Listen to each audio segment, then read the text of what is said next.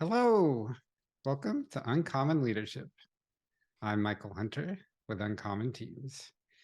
Today I'm talking with Dave Rodabaugh. Dave has 23 years of experience making analytical data products by turning this data into that model. He also has a track record of teaching others to do it and helping them turn into data leaders. Data products are built by teams of people, not by technology, Dave holds. Welcome, Dave. Thanks. I'm glad to be here today. Happy to have you here. In your journey to seeing people as people and learning to leverage their unique gifts to best accomplish your goals, when did you first recognize this might be a valuable approach? I think most of the answers you might get to this question, or at least the way I default to thinking about this question, is to point to an event or to a point in time. And I can't do that in this case. Um, an important part of my story is a story of impairment. Um, One of the things that I learned, I realized more as a young adult, was that the circuit that most human beings have for naturally interpreting the people around them doesn't work for me. Body language, facial expressions, tone of voice. I I have tended to struggle with that throughout my life. Made my childhood more difficult than it might otherwise have been. And um, as an adult, you have additional responsibilities. You have to make decisions about your own life. You got to get along with fellow students when you're at college. You have to get along with coworkers when you're working. You have to get along with roommates if you don't have a family. And I didn't. My wife of 24 and a half years and I married her when I was 28, so I had quite some time of getting along with roommates prior to that. It became, I don't think that I explicitly said, I got to figure out how to relate to people, but it's kind of a survival mechanism. The world is cruel at times. Life punches you in the face, and oftentimes that punch is self chosen. At least most of the problems I've ever had, I created for myself. So, it took me about 20 years of adult life to reach a level of competence, I feel, in terms of synthesizing the things that most people do normally. Somebody says this, their facial expression looks like that, their hand motions are doing this, and oh, those inputs go into f of x, and what comes out is, this is what I ought to say, this is how people usually feel, this is a way to handle that. I'm not the only person I've ever talked to that has this. One of the most effective organizational leaders I've ever worked for, and I've worked for that man as an employer or a contractor 4 times in the past 20 years. He confessed to me when I was telling him about this. He says, "That's totally me. It's all synthetic. It's all mechanical." And I marveled because he's so very good at it. I felt encouraged because there was something that I could model. One of the things he did really well was he made connections with people on an individual level. So I recognized pretty early that this would be a valuable approach. I don't think I did so within the context of an uncommon team. I think I did so just because life is hard and I had to figure it out.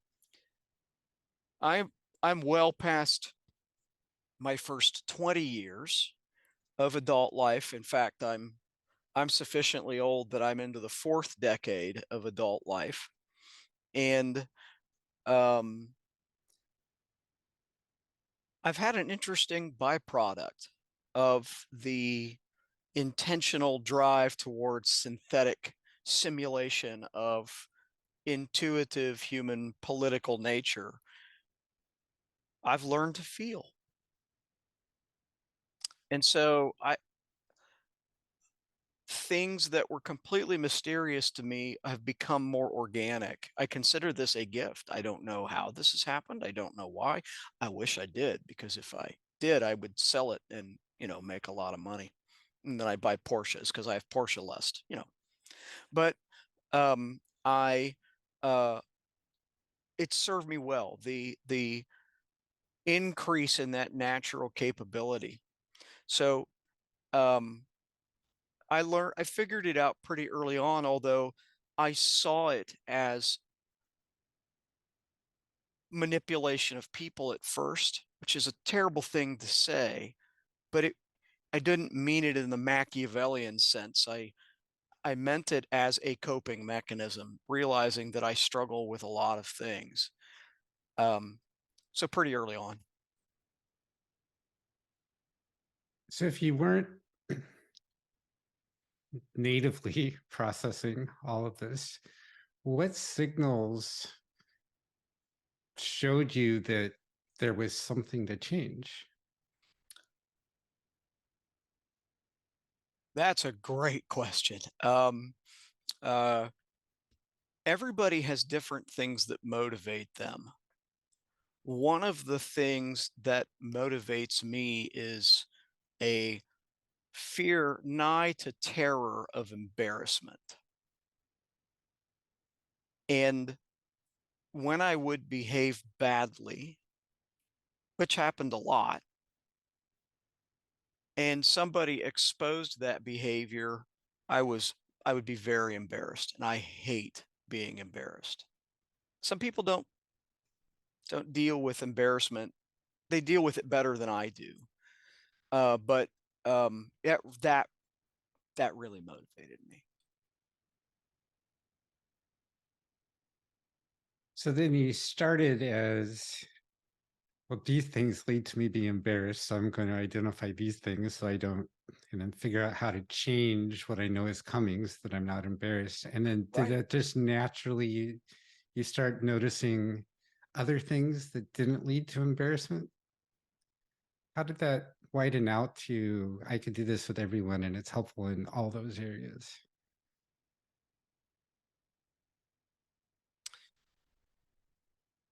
Well, I think one of the things that I think most children and therefore young adults struggle with a focus on the humanity of each individual.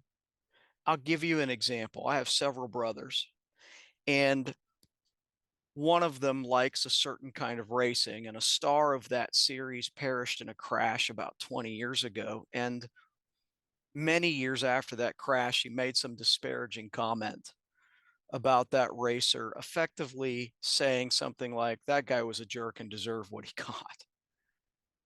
And I was aghast. And what I said to my brother is, you have lost sight of the humanity of that person on that you only knew via television. Are you better off as a race fan because he has passed on? No. Are the people whose livelihood depended upon his success better off because he passed? No. How about his wife and son? Are they better off because he passed? No. We are all poorer for his departure, which I personally think is one of the tragedies of death. And so for me, trying to see the humanity of each individual was something I had to focus on. What spurred that focus on humanity of the individual was a combination of a faith in which I was raised, that as an adult I have deliberately claimed as my own, as well as some reading. Um, but even then, that focus on humanity was an intellectual thing for me. It was an analytical thing for me.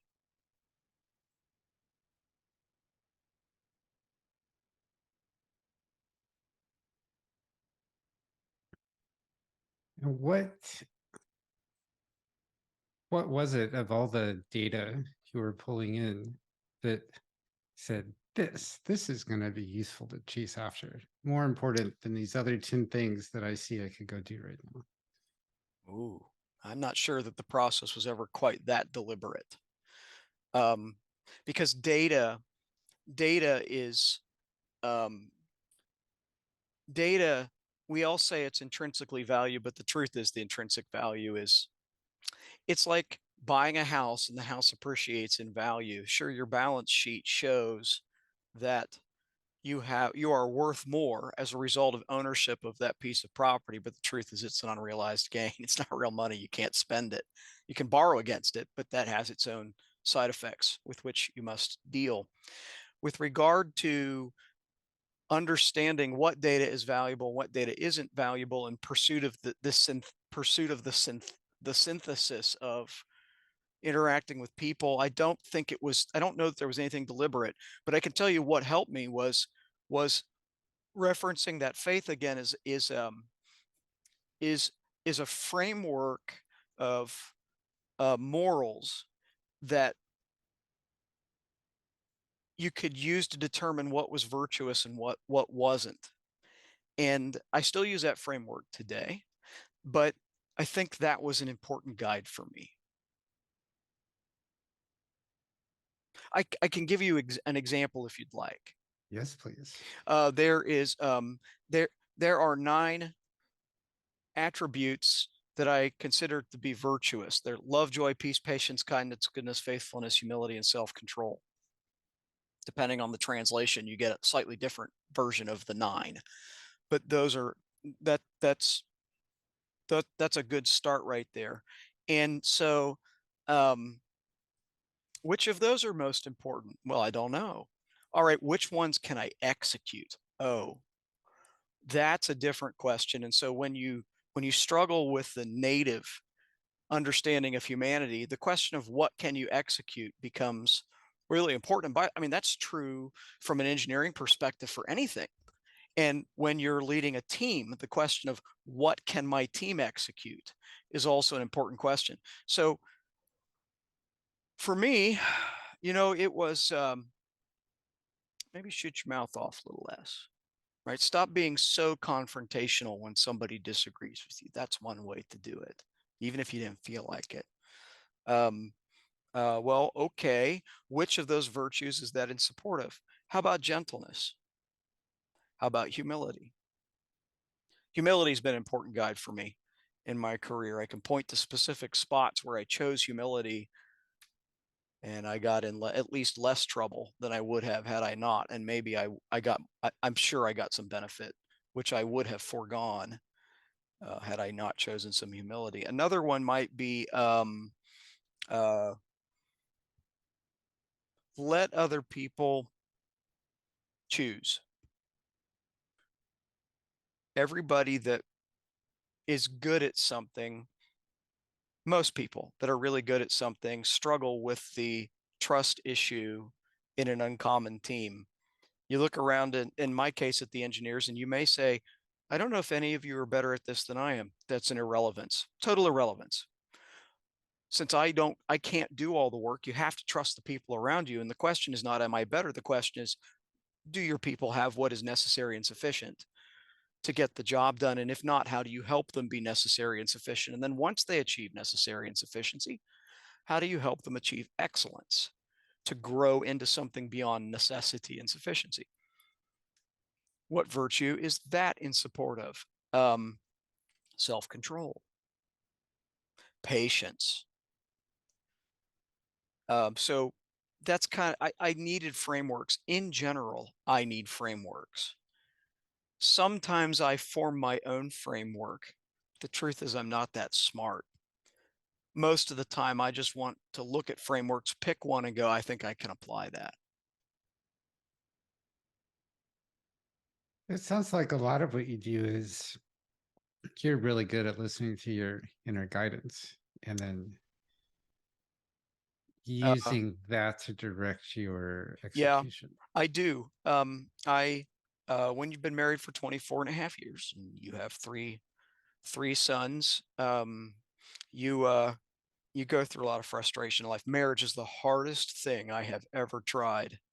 by far. And so I've needed some counseling over time, and a counselor I trusted and whose advice has benefited me greatly once told me I might be the most self-aware patient he's ever had. It's interesting to note that that self-awareness doesn't necessarily result in good decisions. And so, nonetheless, I agree with your description, which is there's an internal monologue for me, which I've learned to rely upon, but that monologue is not sufficient. It's the frameworks in which that monologue fits that have helped me over the years. Have you developed signals that indicate how well a model is going to work for you? Oh yes, one of the models are can be a highly scientific thing, where the method is loosely defined as I've got a hypothesis, which is the model, and then I'm collecting data, which is the observation part, and then I'm seeing if the model is invalidated or validated by the data I collect. Models don't validate data; data validates models, and so yeah, I'm constantly using inputs I get to evaluate the frameworks that I use, the indispensability of those frameworks. I rely on them so heavily that I'm constantly trying to measure them for validity. And when they're not, I sometimes under great internal strife, I change them, right? Um, Everybody thinks they're right all the time until the data says they're not. And then the question is, do you have the courage, maybe the humility to say, oh, I'd better change that framework? How much of this measuring and evaluating is conscious versus sort of going on under the covers? Good question. For me, I think it's largely conscious, um, but everybody has to. Everybody should focus on their strengths. In fact, I really think, as a framework, focusing on your strengths to the exclusion of shoring up your weaknesses is generally a better recipe for success. If I'm if I'm if I'm lousy at playing piano, then I should stop trying to play piano and I should go do something else at which I have demonstrated more aptitude. With regard to measurement, um, I'm I'm good at I'm naturally I one of my natural strengths is measuring. Um, but that strength reaches its full throat when you do it deliberately. So I kind of I've always been a critical thinker, but fanning that ability is an intentional act. Regarding measurement, what's the intentionality? I am looking for signals that constitute data. I'm actively seeking to collect them. I am then intentionally trying to process them compared to the framework or frameworks that I use to try to understand people in pursuit of an uncommon team. And then I try to have the courage to change the framework or amend it. Sometimes it's not invalidation. Sometimes, usually the frameworks just get new details and new facets. And I try to do that. Talking about intentionality, another way I do that is I seek the counsel of other people that do this well. One of them has been a guest on your podcast. Um, he is arguably the best I've ever seen at doing this, and I find that highly inspirational. Not to mention productive when we sit down and have conversations. We are both natural conceptualizers. He's just so much better at it than I am, that I find not only inspiration, but I find instruction in that ability. That's something you find you often gain from the people you interact with, instruction. Generally, I'd say yes, whether they intended or not, because it's part of that data collection. I guess that would be the case for you, especially. Have there been times where all this data collection completely fails you?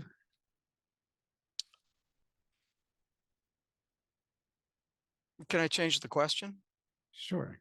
Um, Much more broadly, are there times where the approach of framework fails me? And the answer is, yeah, it happened on Monday. I participated in a meeting with an external, a potential external partner, and um, my input into that meeting was probably less pertinent and valuable than it could have and should have been. And I intend to have a conversation with the leader of our technical organization about what I perceive to be my poor performance and to get his perspective on it and to understand where the flaw is in my framework. Because sometimes you make mistakes and you replay that, you're embarrassed, and you replay, well, I am, and you replay that in your head again and again and again and again as part of ruminating. It's interesting. That's a term that has great meaning around here, by the way. Select Sires is a purveyor of genetics for artificial insemination, which is a polite way of describing the product that we deliver all over the world. And um, I don't remember where I was going with that. That's a middle age moment. But anyway, with regard to I realized ruminating, that's where I was going with that. Well, that's what a cow does, right? It's a ruminant, and so it chews the cud. And I found that that's what I do too. Is I'll internalize something and then I just chew it, even if it's unpleasant, especially when it's unpleasant. I chew it and chew it and chew it and chew it and try to understand, digest it as much as I can because I rely on the framework. And I realized that 10 times out of 10, I would have done the same thing. That I didn't miss a signal. I didn't I I I was guilty probably of some conceptual error. It's it's a tough experience sometimes, but I anticipate I will have them for the rest of my life. What is your typical next step when you discover that a framework has failed you? Get busy modifying the framework. Get busy. What what was it that was missing from the framework? What do I need to change in that framework? And can I describe that to somebody else, especially that is into frameworks? Like this friend was talking about earlier, I can bounce all this off of him, for example. I got other friends that can do that as well. And I find that again, there's wisdom in the counsel of many. Many means more than me, and so that's very useful. But I get busy working on the framework because for me, the avoidance of failure is a far more powerful inducement than the thrill of victory. And um, for some, that will feel like a miserable way to live. For me, I don't know any other way. I'm far more motivated by the humility of defeat than I am by the thrill of victory. And so, okay, I can live with that. I have for more than 5 decades.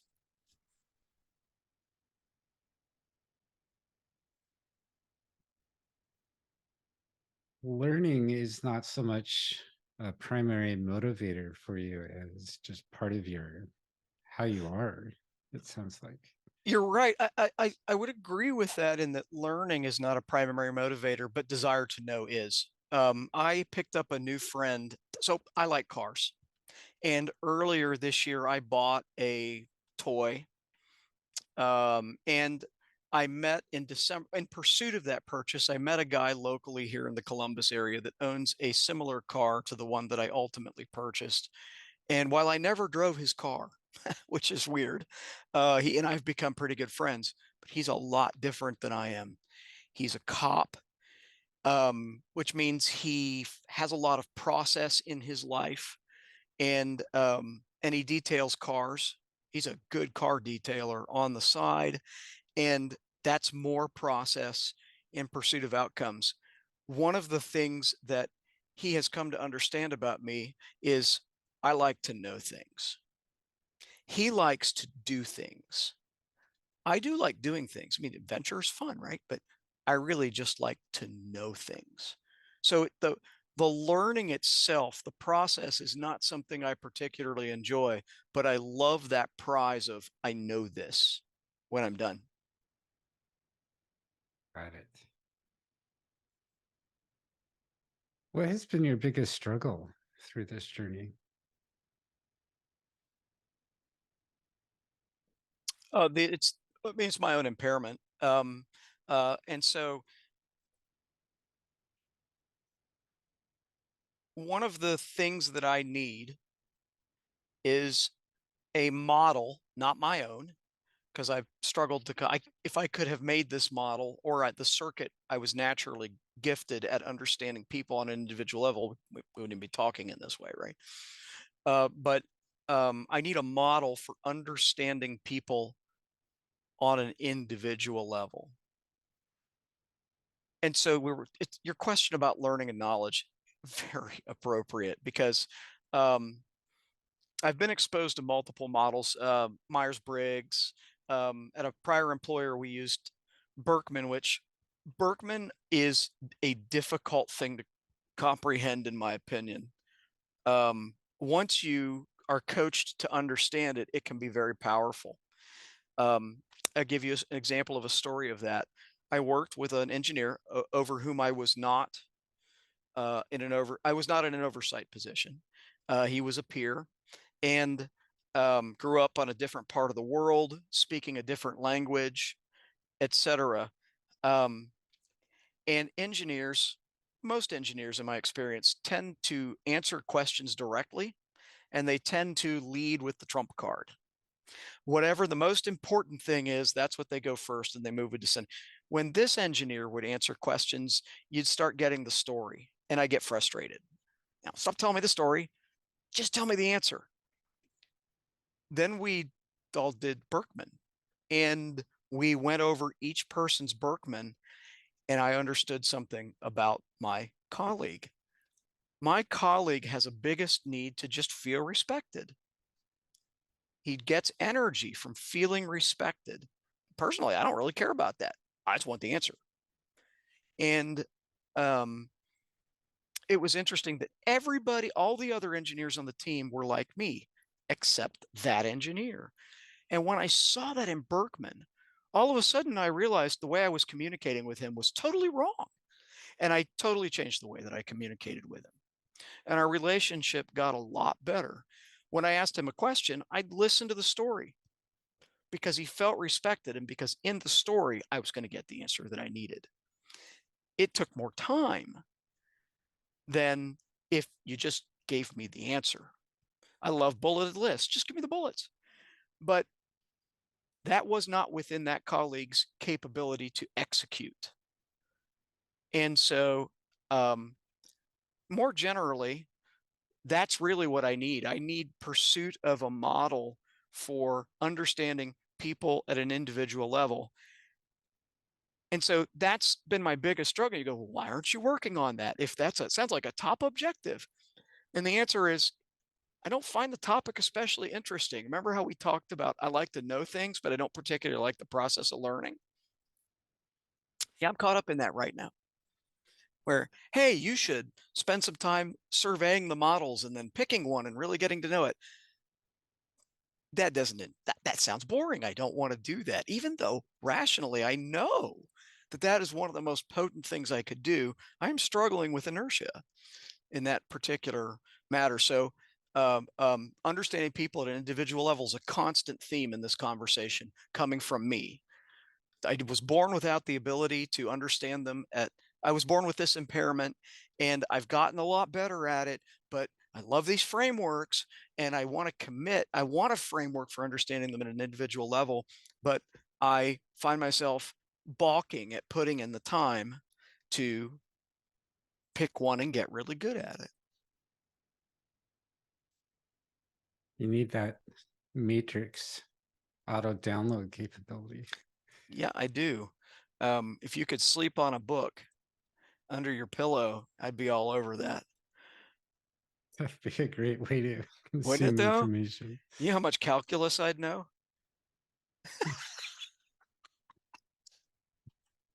This has been a great conversation today, Dave. What else should I ask you?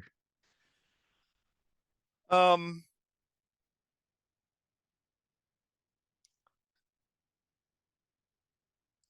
I think a question to ask is, why would a guy who is aware of his struggles to relate to people, their individual humanity, why would he choose to be a team leader?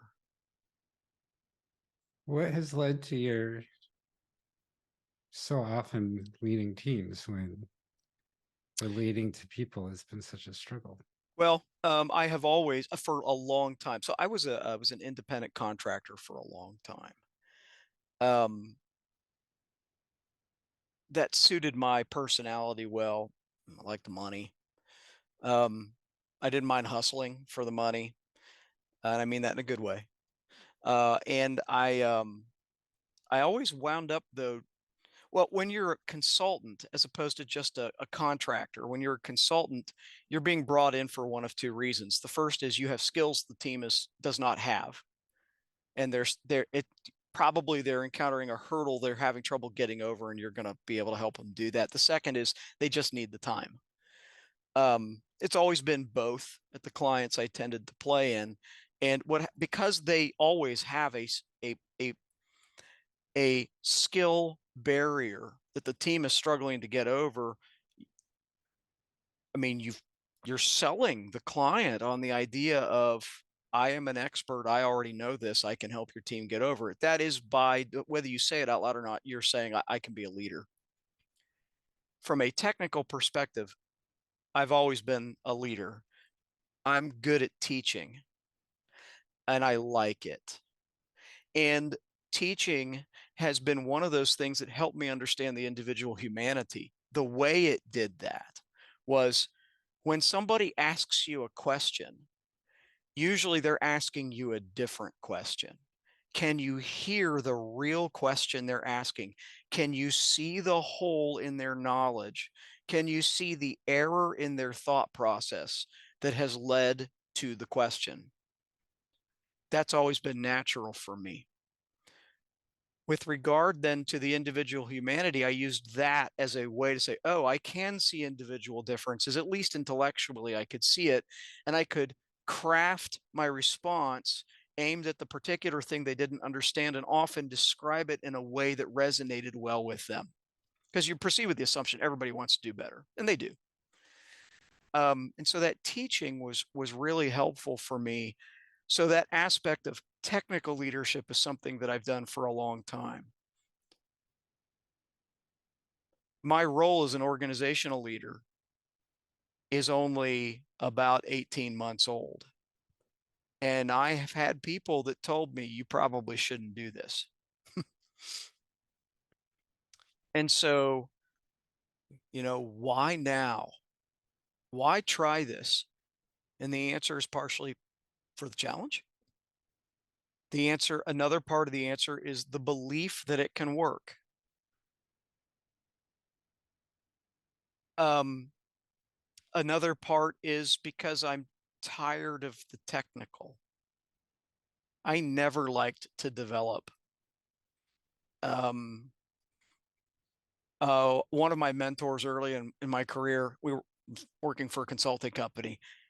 He said something. He said multiple things I never forgot, but one of them was, we set rate based on what we know, but we get paid to get it done, which is a clear statement of, you got to produce the work. I don't like hands-on development. I'm good at it. I'm not particularly quick, but the results usually are of high quality, and they solve a problem that the organization needs to have solved. In some respects, I view this as a frontier in that regard. I don't want to say I'm experimenting at the expense of the people on my team. That's a cynical way to look at it, but I believe it's going to succeed. I believe it's already succeeding. And our goal in pursuit of making good data products is, first, start with an excellent team. And so I wanted to know how to do that. I want to know things. and I want to know how to make a high performing team. By the way, speaking of uncommon teams, high performing teams, I like the Patrick Lencioni model because it's easy to understand. Once you learn to read allegory, it's easy to understand. Um, and so I know it, I can teach it, I can fix it when it breaks. Those are three important things that are helping me help the team get better. I like all of the people on this team. I like this organization. You don't always like the places that you work, and you don't always like the people with whom you work. I like it here, and I like the people. And for the most part, they like me. Within my team, we're within the team I oversee. We've worked hard at that cultural part. So why now? And the answer is partially for the adventure. It's also a belief that we will succeed, and we will succeed because that is. If you can't answer that question, you shouldn't try it. You don't have to know all the becauses at the outset, but you got to have some of them laid out, because the first becauses lead to layers of deeper becauses. And those reasons, those details eventually culminate in excellence. And so I also think it's a way to serve. It's the appropriate way for me to serve in this place right now. And their my success, their success is my success. The success of the individual engineers on my team and the data analysts, the success of our internal stakeholders and our users, our external customers, our corporate partners, their success is my success. And the biggest and most important part of that is people. My alma mater is good at college football, and I've been to almost 300. I've attended almost 300 of their games. We have it's like I call it second religion. It's really quite domineering in my life, to be honest. And it starts Saturday at 3:30. You can watch it on TV. And we had a coach from 1951 through 1978, highly successful, and he wrote a book. And that book was called You Win with People. Boy, is that true. And I want to know how to do that. That's why I'm doing it. A wonderful reason to do it. It is, if you have a reasonable belief you can succeed. Because if you don't, you're messing with people's success. And you got to take that pretty seriously. Absolutely. 100%. If people would like to connect with you, Dave, and talk more about your models, your process, everything else that we've talked about today, what's the best way for them to connect with you? Email or LinkedIn. You can find me on LinkedIn. There is actually more than one Dave Rodabaugh on LinkedIn, but I think I'm the only one in Columbus, Ohio, doing data products. So you should be able to narrow that down. Excellent. And I'll have those links in the show notes as well. Thank you very much. What would you like to leave our audience with today?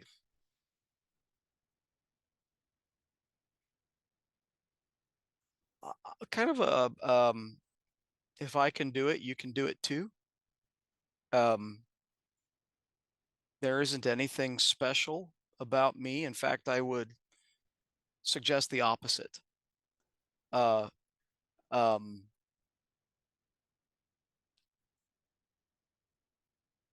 I especially would like to encourage people that if they hear this story and they go, you know what, I'm impaired the same way, because there is a certain percentage of the population. One of my sons has this problem. The circuit. I have one son that the circuit works brilliantly, like one or two standard deviations to the right of the mean, if you could quantify that sort of thing. And I watch him. I go, well, I wish I had that. I've got another son that he's more like me, and If I can do it, he can do it. And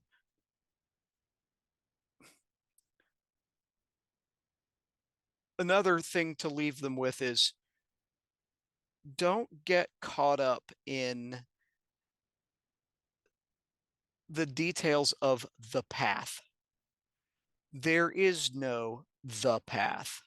There is no the sequence of operations to go from not as good to better.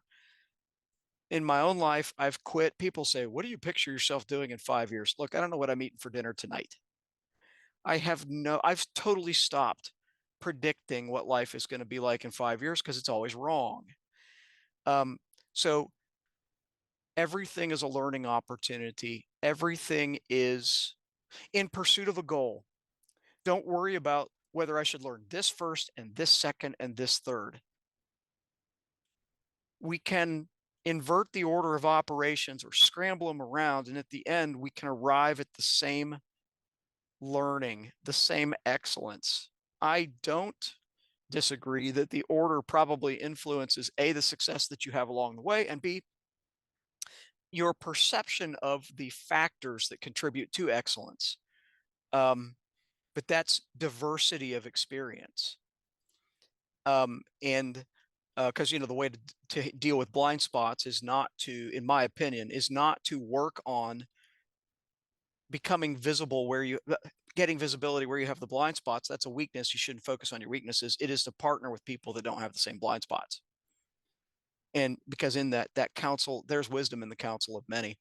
But don't get hung up in the in the specifics of the learning and the path that you take. Just work at it constantly.